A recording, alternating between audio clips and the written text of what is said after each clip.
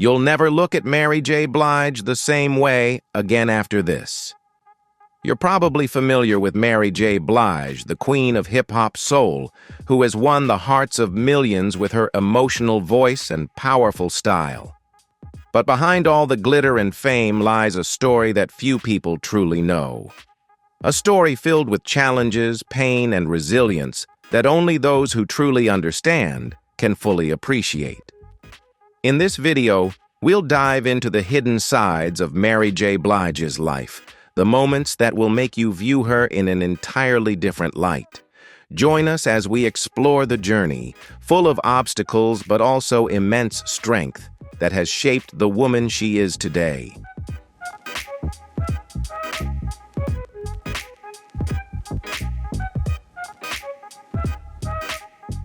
Mary J. Blige has overcome many struggles in her life to become the music icon we know today. Were you surprised by the challenges she faced? Leave a 1 if you find her truly strong and inspiring, or a 0 if you think otherwise. Enjoy the video, and don't forget to hit like and subscribe to continue supporting our channel. Thank you for watching, and we'll see you in the next video.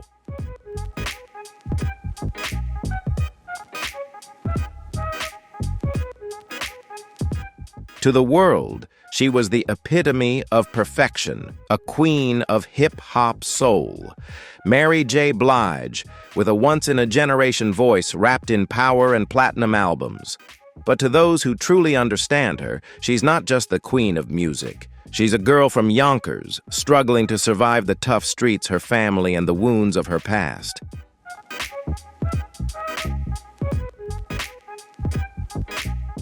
Before everything unfolded, Mary felt a pain so deep it was beyond words.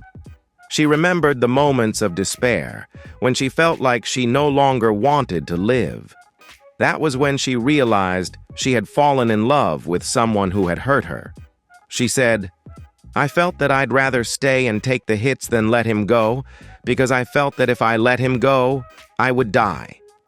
But like so many others, Mary gradually regained her strength and proved that no one could replace her.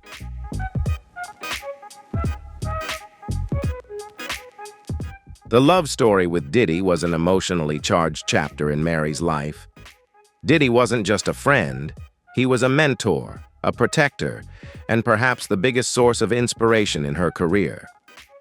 "When I entered the game, I didn't like myself. I didn't want to succeed. I was afraid of it," Mary admitted. But Diddy saw something in her, and he was the one who helped her reach success.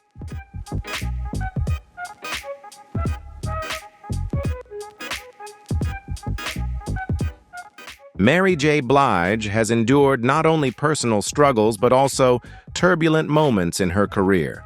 She witnessed her own rise to fame, but it hasn't been without moments of reckoning with her past. Some say she's seen it all, while others claim she helped cover up things better left hidden. Now, fans are asking themselves, is she truly innocent?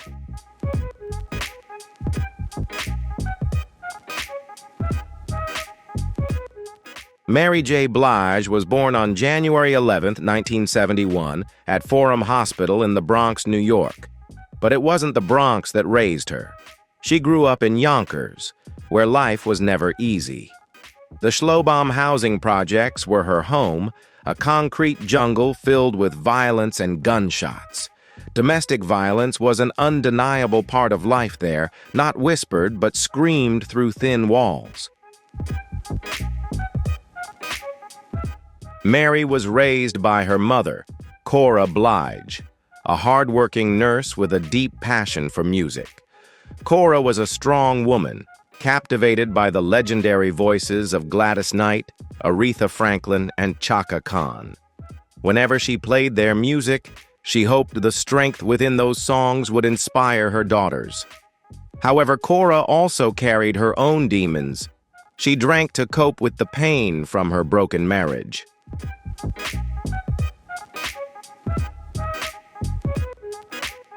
Mary J. Blige is not just an artist. She is a symbol of resilience, rising from pain to become an inspiration for millions.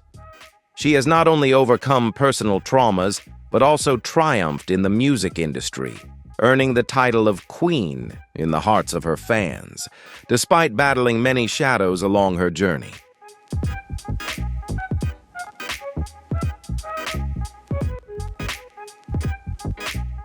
Mary J. Blige faced many struggles from a very young age.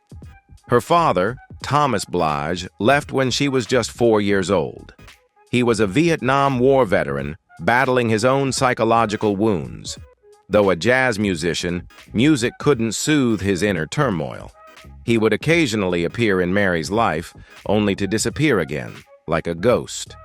Eventually, he stopped showing up altogether, leaving a deep void in her heart.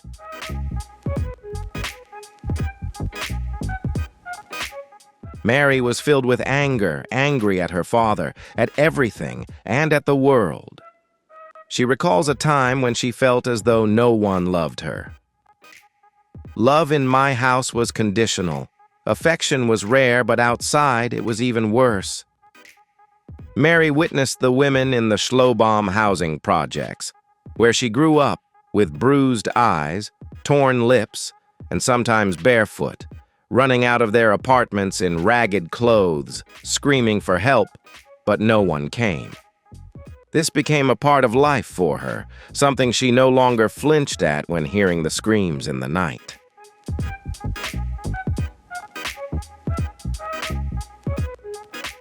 The trauma didn't wait until adulthood. When Mary was just 5 years old, she was attacked at a friend's house during a party. It was a moment that shattered her sense of safety before it ever had the chance to form. When I was 5, I remember feeling really right before that happened, she shares. I couldn't believe that this person would do this to me.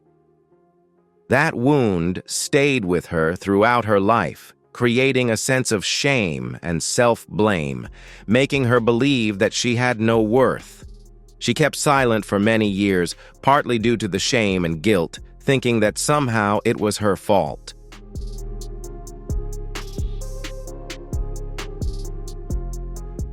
This secret quietly developed into a deep wound. Mary began to believe that she was worthless, that she had nothing to offer, and perhaps that she deserved to suffer. Yet amid all the pain, she found a place where she could feel safe: the church. Mary found comfort in the gospel choirs, where her voice began to rise through the pain. Singing became her way to breathe, a release valve for the pressure she didn't know how to express.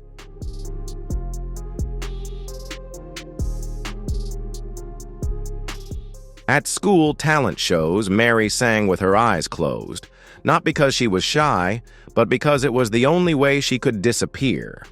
When she was 7, Mary performed Reunited by Peaches and Herb at her elementary school. Despite the applause, she didn't feel joy. The feeling of being exposed, unprotected, was what made her uncomfortable more than anything. As she grew older, she wore armor in the form of baggy jeans, Timberland boots, and a backwards cap.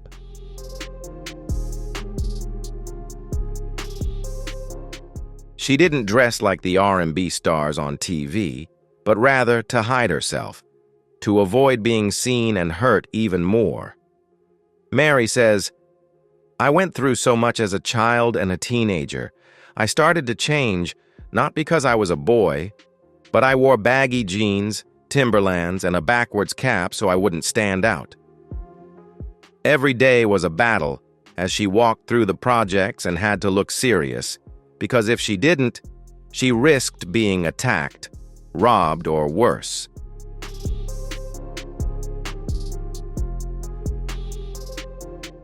Her family lived in difficult circumstances, and Mary faced challenges not only from life, but also from within herself. She fought with boys, girls, and even with herself. But music was the place where she found comfort.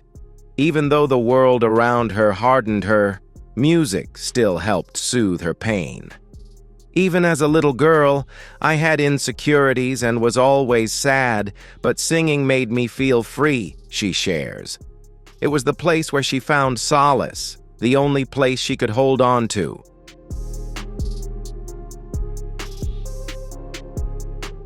Mary started singing with her sister, sitting on the windowsill, humming through the broken curtains, creating melodies from the sound of sirens and chaos. She didn't dream of fame, she only dreamed of escaping her reality.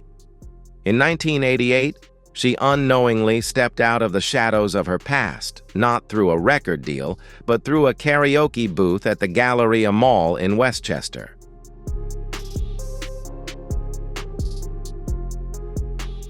At that time, Mary was only 17 years old, recently dropped out of school, working as a 411 operator, and trying to escape her painful past. One day, someone dared her to sing at the karaoke booth in the mall, a strange place nestled between kiosks and food courts. She hesitated, then walked in. Holding an Anita Baker record, overwhelmed with excitement, she began to sing not because she thought anyone would hear, but because she needed to hear herself.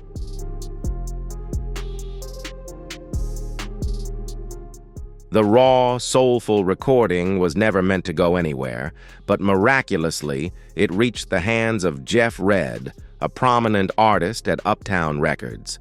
And just like that, Mary J. Blige's voice escaped the mall, opening a new chapter in her tumultuous career.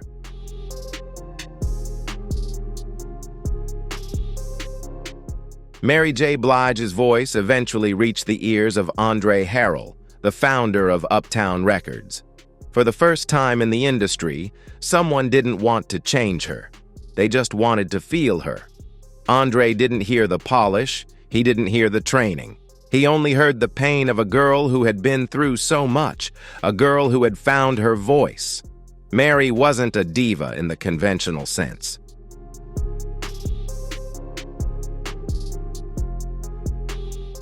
She didn't have charm. She didn't have smiling interviews or a legendary lineage. What she had was the truth, raw and uncut. Uptown Records gave Mary a chance. No huge signing bonuses, no grand celebrations, just an opportunity. She joined the label's artist development program, singing backup for Jeff Redd, doing features, and learning the ropes of the industry.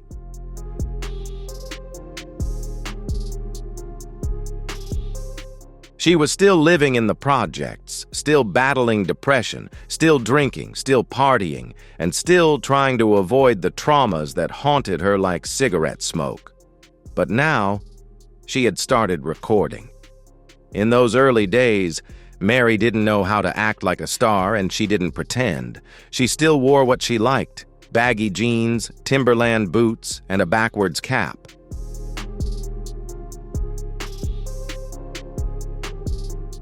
Mary didn't sing to overcome the pain. She sang through the song, allowing her true emotions to pour out. Her authenticity sent the entire record label into chaos. Uptown didn't know how to market her. Mary wasn't Whitney, she wasn't Janet. She wasn't what R&B had known before. But there was someone else paying attention. A new intern at Uptown, ambitious, loud, and dreaming of building a legend. Sean Puffy Combs.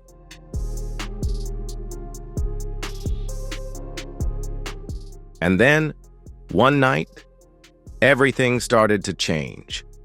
Sean Puffy Combs stepped into Mary's life.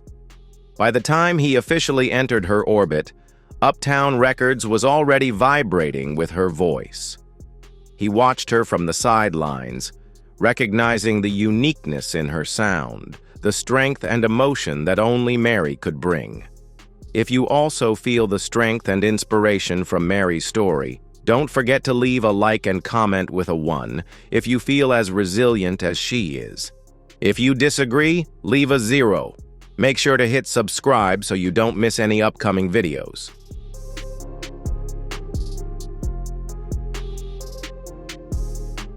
Unlike others, Puffy didn't ask her to sing like anyone else. He didn't try to turn her into someone else. He just wanted her to be herself. These first steps, though not easy, led Mary J. Blige to a legendary career that would later become a symbol of resilience, passion, and an unshakable power in music.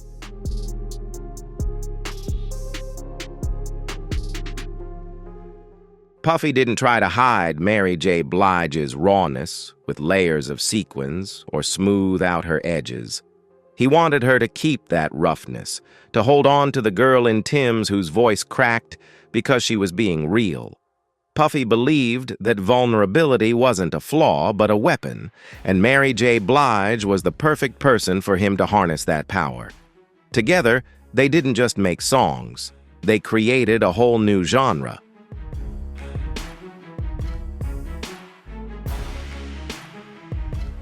Puffy began producing tracks that blended R&B vocals with heavy hip-hop beats, deep bass, sharp snares, and street soul music.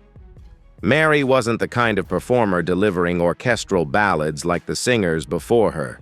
She sang over powerful drum loops like gunshots echoing from the projects she grew up in. Her voice wasn't pure, it was raw and real, and that's exactly what made it unstoppable.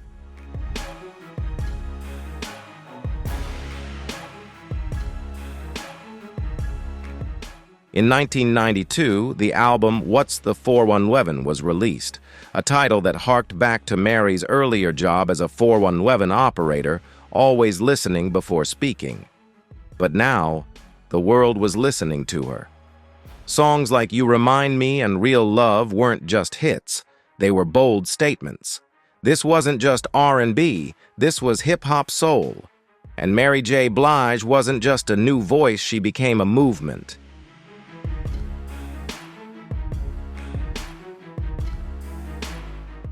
However, behind the microphone, she was still struggling.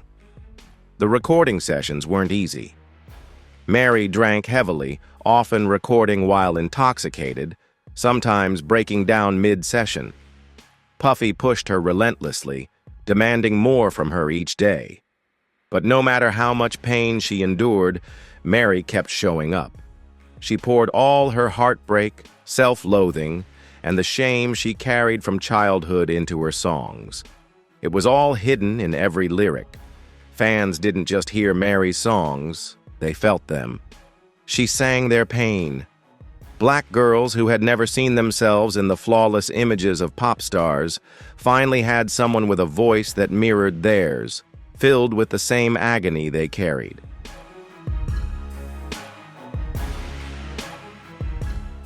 If What's the 411 was Mary J. Blige's introduction, then her next album would be an exorcism, a journey of liberating herself from deep emotional wounds. Along with Puffy, who reshaped her image, it was with Kai Haley that she truly had to face her heart. When they collaborated on a duet, the tension between them was impossible to hide. Fans could feel the conflict, a raw electric charge that even burst through the speakers. At the time, the group KT Jodeci was redefining the image of men in R&B instead of the familiar street image. They brought together boots, tattoos, and gospel-infused music.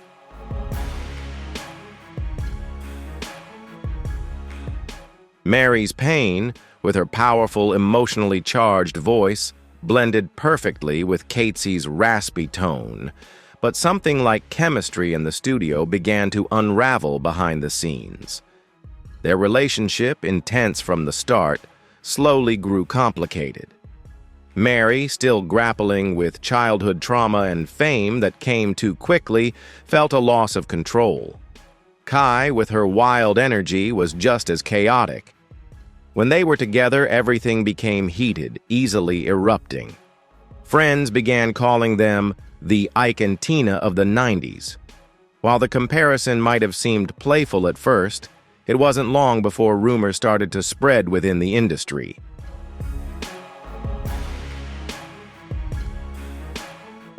He abused her, didn't he? And the answer is yes. She endured humiliation, betrayal, physical abuse, and insults. Despite her fame and the crowds cheering her name, Mary couldn't love herself.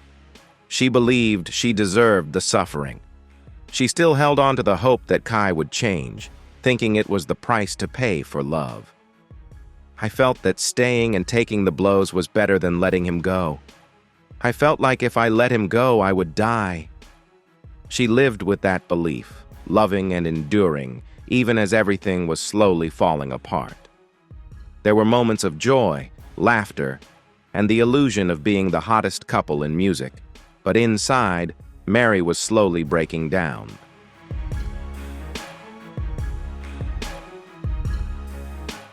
The wounds she had buried for so long, abandonment, addiction, and pain, began to surface. She started drinking more, using more, and those substances were no longer for fun. They became a numbing agent, a temporary escape from the agony. There's a story that was never confirmed but circulated within the industry. One night in Atlanta, Mary, furious and drunk, allegedly stormed into a party that Kai was attending. She was barefoot, her hair a mess, screaming, and Puffy had to drag her into a room to calm her down.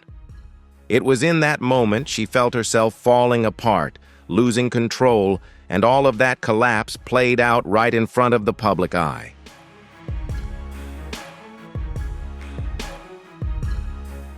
Mary J. Blige, music, pain, and the proud journey of self-discovery. And yet somehow Mary still performed like a true professional. Music became her big explosion where she turned into real gold. She was truly becoming the queen of hip-hop soul. But behind that spotlight, Mary was still a woman struggling with herself, trying to prove she was strong, even when her heart was still full of unhealed pieces. Her relationship with K-Psy was on and off throughout the 90s. Mary shared that the moment she realized it was truly over wasn't marked by a punch or a fight.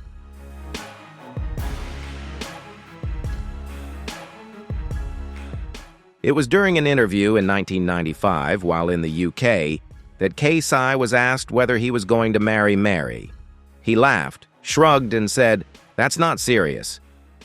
That answer was a wake-up call for Mary. It made her realize she had been holding on to someone who never intended to walk that path with her. And worse, she had built part of her career around that illusion. But this story isn't just about heartbreak. It marked the beginning of Mary facing herself. Her music started to shift. Her lyrics grew darker, and her performances became rawer and more honest.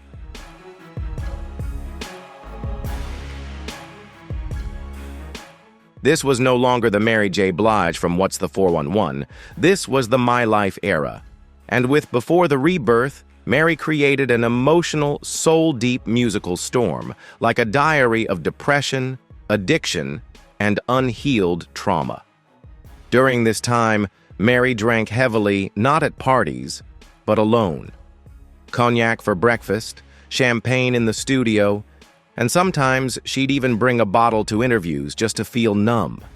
Faint lines of coke, studio sessions blurred, there were times she couldn't even remember being there.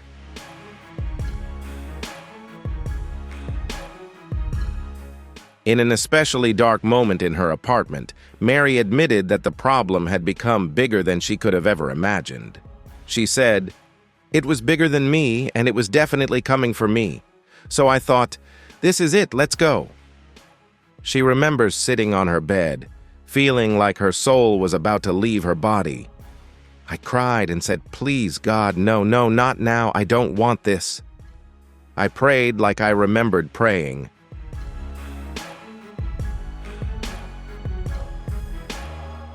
While everyone around her, including Puffy, thought my life was a masterpiece, Mary felt misunderstood. She wasn't just creating a vibe, she was documenting a breakdown. Her beats might have sounded warm, but her lyrics were anything but hidden. One line from the album struck a deep chord. "How can I love somebody else if I can't love myself enough to know when it's time to let go?" She was speaking directly about K-Psy, the man who forced her to confront herself, and the pain she could no longer hide.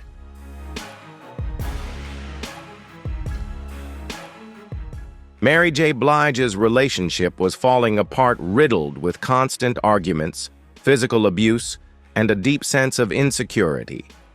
The man she once believed would be her lifelong partner, the one she defended and trusted, publicly humiliated her in front of millions. He had supposedly proposed to her with a ring, only to deny it days later during a television interview in the UK. That betrayal devastated Mary. It broke her. But in that painful chapter, something else began to shift, because it was during this time that Kendu Isaacs entered her life.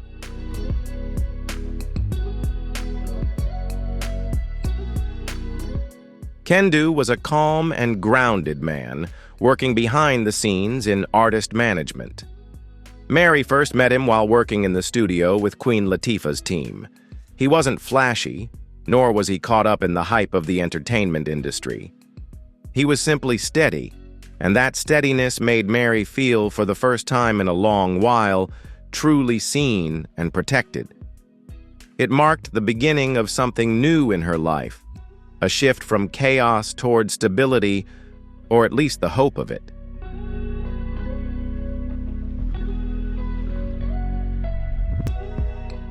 Still, this new love couldn't erase the pain. By 1995, Mary J. Blige wasn't just famous, she was deeply rooted in the music industry. Her voice echoed everywhere, and her face became an unavoidable presence across all forms of media. But behind all that recognition, something quieter was solidifying her legacy. Mary wasn't just an artist, she was becoming a symbol of growth and reinvention, not only in her career but also in her evolving relationship with Puff Daddy.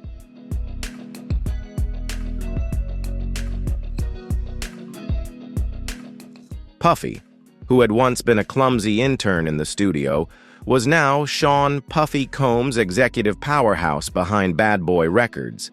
He hadn't just built a music empire, he had shaped the rise of some of the biggest stars of the era, including Biggie Smalls and Faith Evans.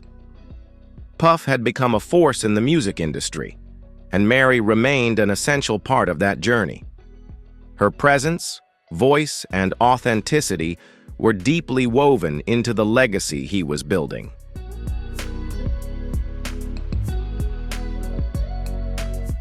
Their relationship was never just about business. You could feel the bond between them in interviews, magazine cover shoots, and the way Mary was introduced as Puff's artist. She wasn't just part of Bad Boy, she was the embodiment of what Puff could create from nothing. But not everyone saw it that way. Some believed Mary wasn't merely a star Puff helped shape, they saw her as a pawn in a much bigger game he was playing.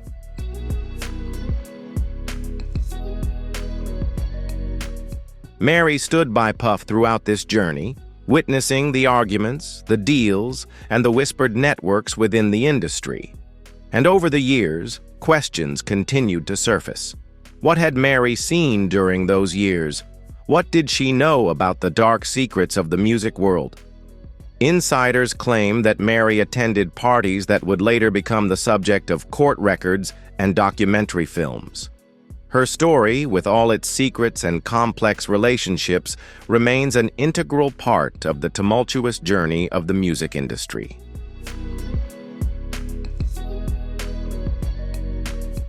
Mary J. Blige was there when the power games were played and the masks started to slip.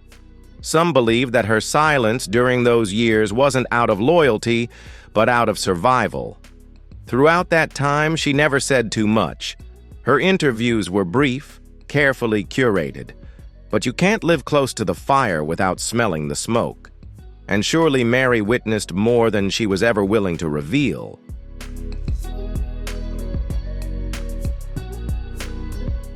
The brand that Puff built for Mary J. Blige, from her look and sound to her public image, wasn't just a typical marketing strategy.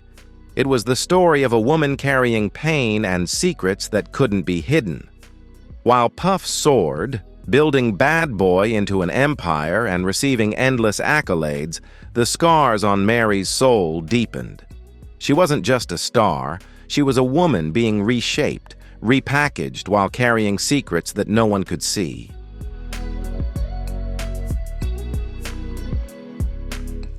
By the early 2000s, Mary J. Blige had outlasted most of those who had once controlled her story. Puff had shifted his focus, building Bad Boy into a formidable empire. However, Mary still carried her own burdens. The bruises of life, unfavorable contracts, and the whispers about her continued to linger. She endured it all alone, but not all the pain came from the material aspects. A significant portion of it stemmed from things she couldn't help but see and feel.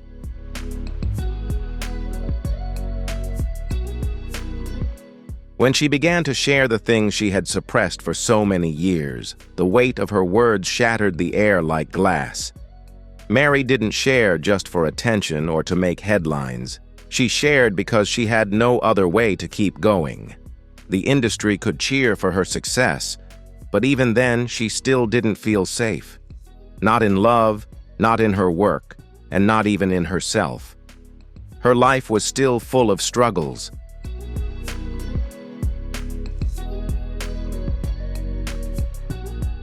Her drinking increased.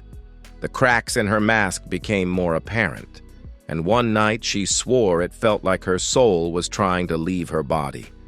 That was when she prayed not for fame or money, but simply to survive the dark days she was going through. Music was no longer enough to soothe her. She needed something deeper, something that could truly offer her comfort. And then, that something came, in the form of Kendu Isaacs.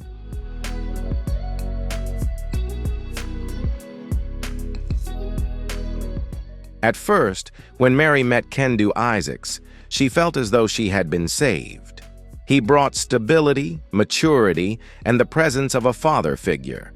He helped her overcome obstacles, making her feel safe and protected. Mary entrusted him with everything: her trust, her career, and even her name. But history has a way of repeating itself. Looking back, she realized that the greatest lesson she learned about herself was to never doubt her intuition. She came to understand that she needed to love herself more than anyone else.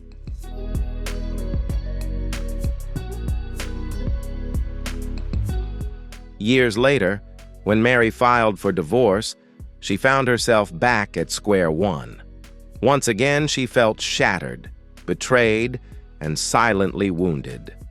Kendu, the man she had trusted, asked her for monthly alimony payments, even though he had built his entire lifestyle off of Mary. But Mary didn't stop moving forward. She kept working tirelessly. She toured, paid alimony, settled taxes, released new albums, earned an Oscar nomination, and even headlined the Super Bowl.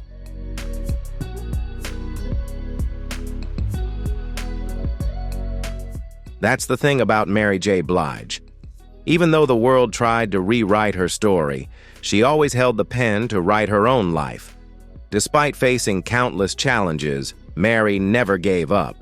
She fought and rose above, proving that no one could dictate her life except herself.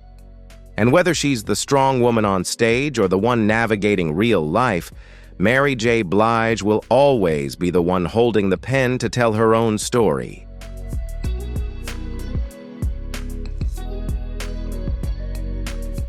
What do you think about Mary J. Blige's journey, full of struggles yet also immense strength? Do you feel she has inspired you? If you also feel strong and resilient like Mary, leave a 1 in the comments. If you disagree, leave a 0. Enjoy the video, and don't forget to like and subscribe to support our channel. Thank you for watching, and we'll see you in the next video.